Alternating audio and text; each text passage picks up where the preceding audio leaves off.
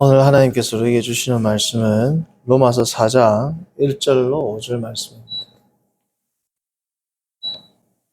로마서 4장 1절부터 5절 말씀입니다.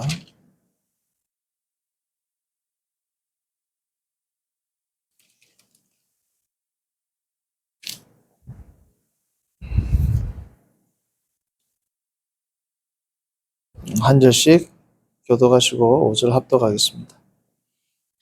그런즉 육신으로 우리 조상인 아브라함이 무엇을 얻었다 하리요?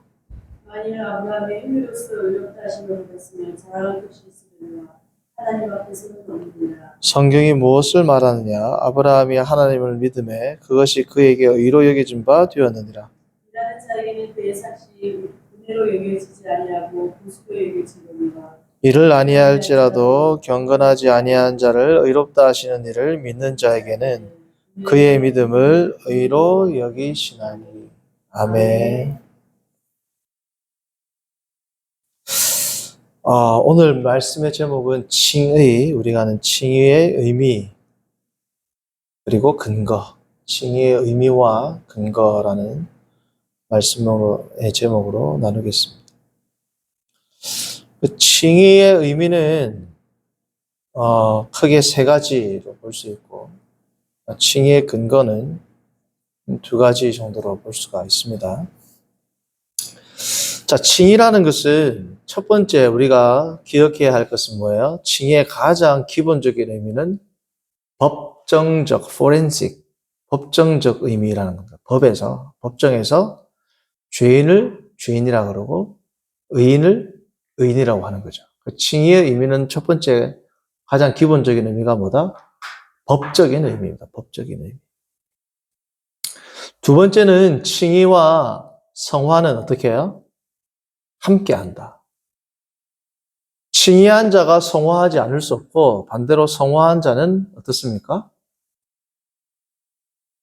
당연히 의롭다함을 여기심을 받은 자가 되는 거죠. 자, 이게 왜 중요하냐면 구원 서정의 문제에 있어서 이것을 시간적인 순서로 생각하면 어떤 문제가 있다 그랬습니까?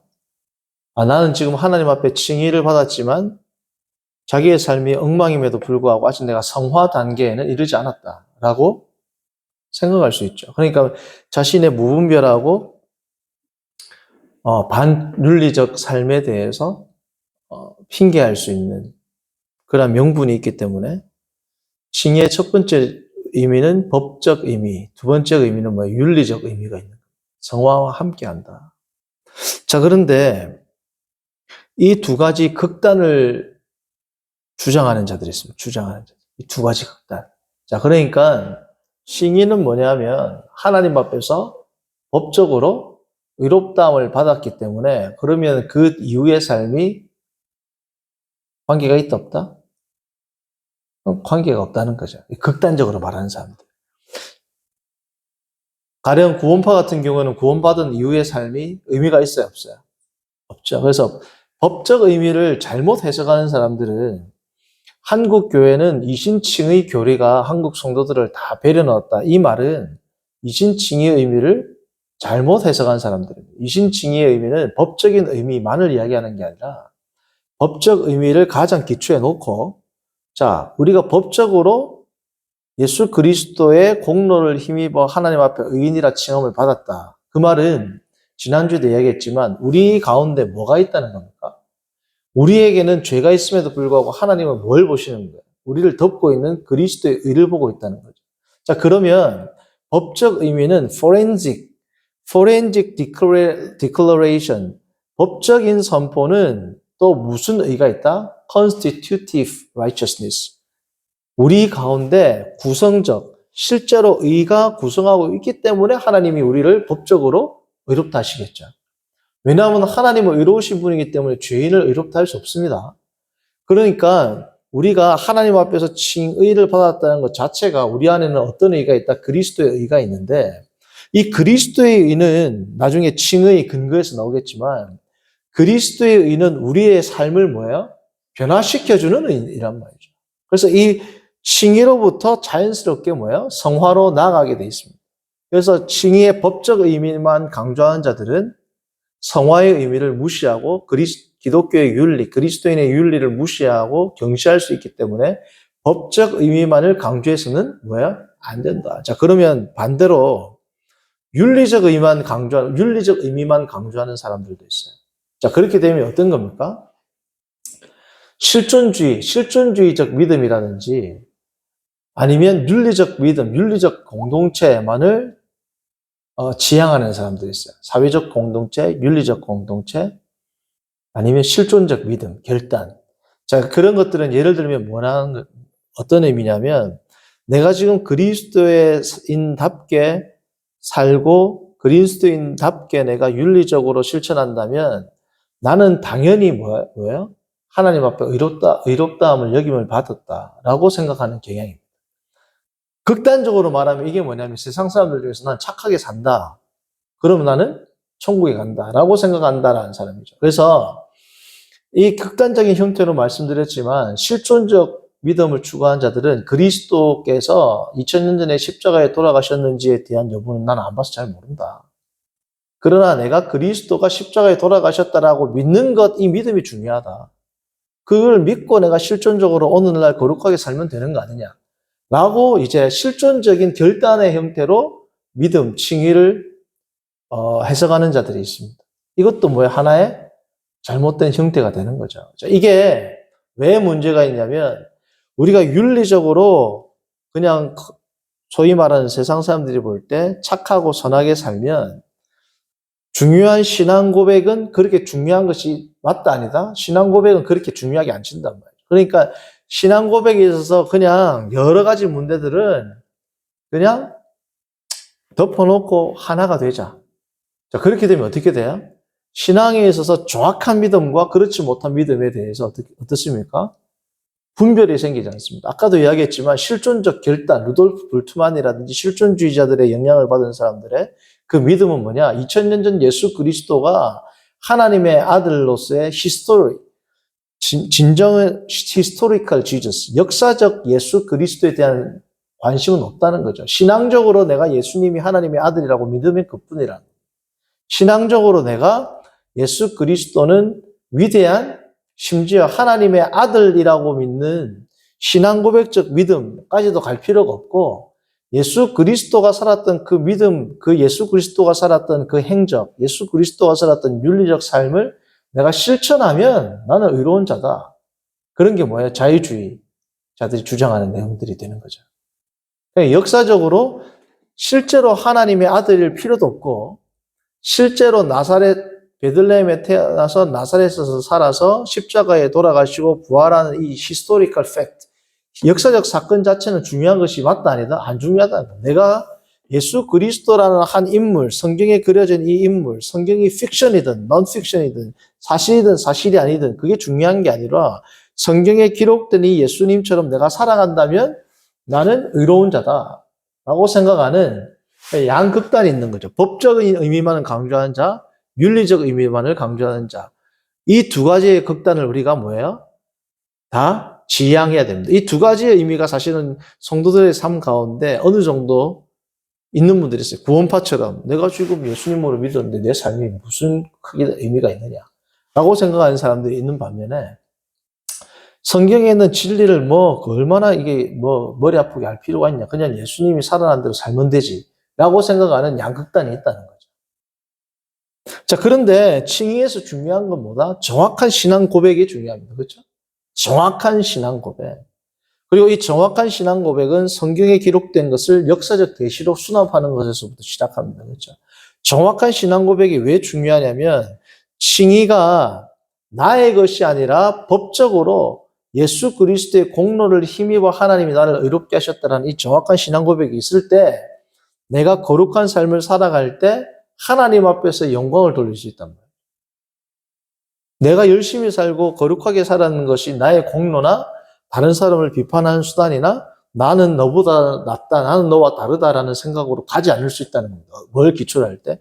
정확한 신앙 고백이 있을 때라는. 그러니까 칭의의 의미를 요약하자면 이런 겁니다. Forensic and transformation. 법적으로 하나님 앞에 의롭다함을 칭함을 받은 자는 당연히 마땅히 필연적으로 어떻게 된다? 트랜스포메이션, 변화된 삶을 살아야 된다. 자, 그러므로 칭의와 성화는 구별돼야 되지만 구분될 수는 없다. 칭의는 성화를 지향하고 성화는 칭의 위에서 시작된다. 이렇게 우리가 정리를 하면 되겠죠. 자, 그럼 칭의의 근거는 뭐냐? 두 가지로 볼 수 있습니다. 첫 번째는 그리스도의 본성적 의입니다. 그리스도의 본성적 의.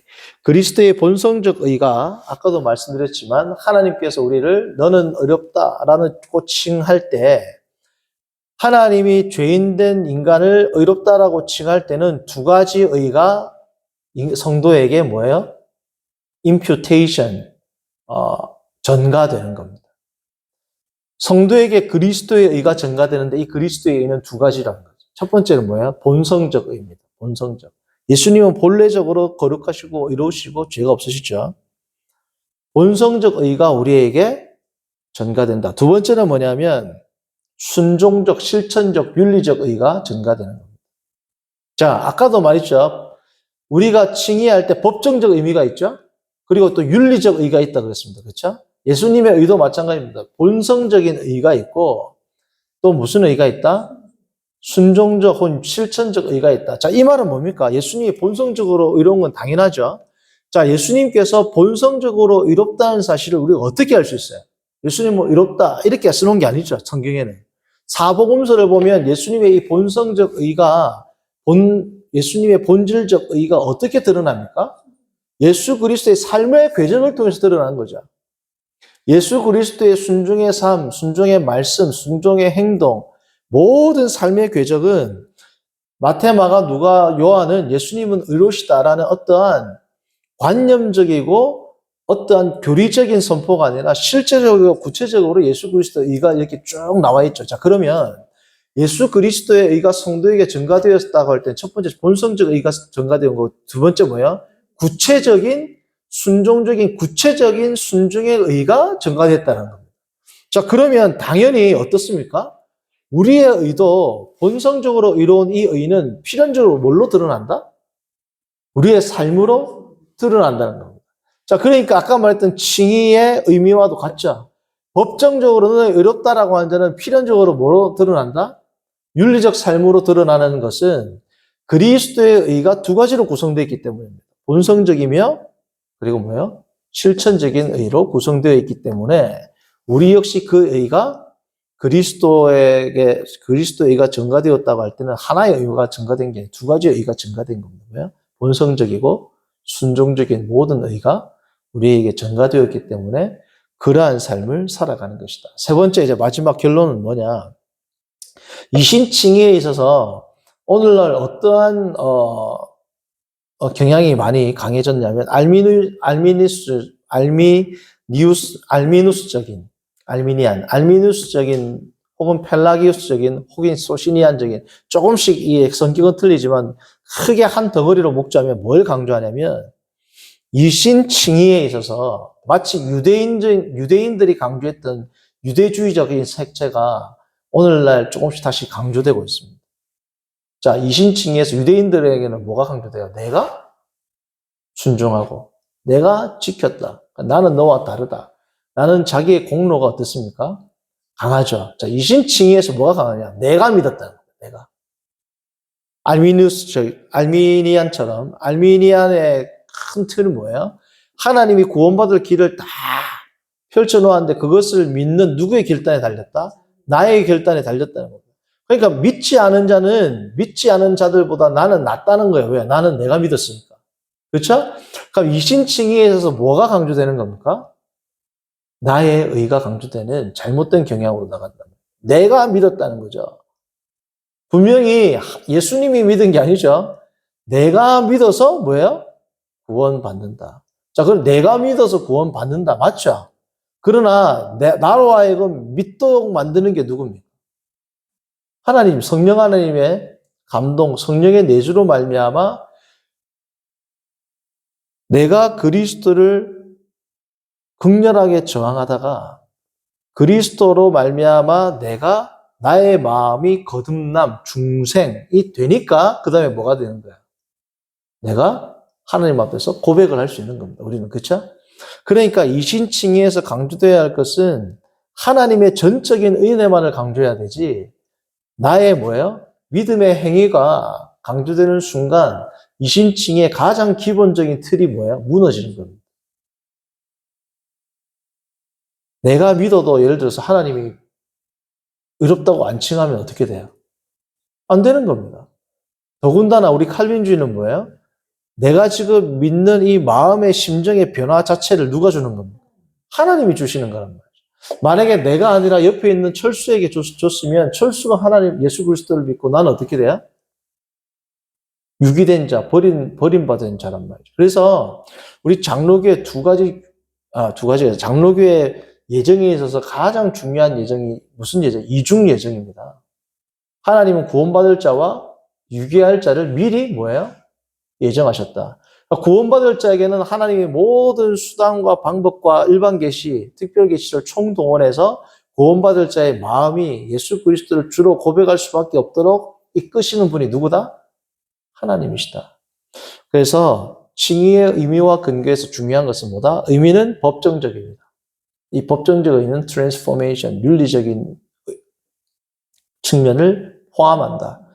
칭의의 근거는 뭐다? 예수 그리스도의 본성적 의와 순종적 의로 구성이 된다. 세 번째, 칭의에 있어서 내가 믿는다고 할 때 이 믿음이라는 것은 나의 공로가 아니라 하나님의 선물이다.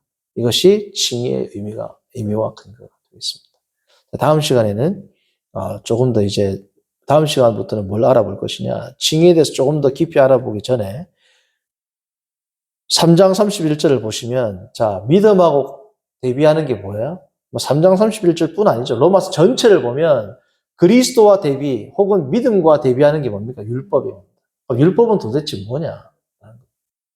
율법이 우리에게 저주가 된다면 하나님이 구약 백성에게 율법을 왜 줬냐? 율법은 저주냐? 율법의 정체성, 율법이란 것이 뭐냐? 그것을 우리가 다음 시간부터 잠깐 또 살펴보고 다시금 이 믿음에 대해서 살펴보도록 하겠습니다.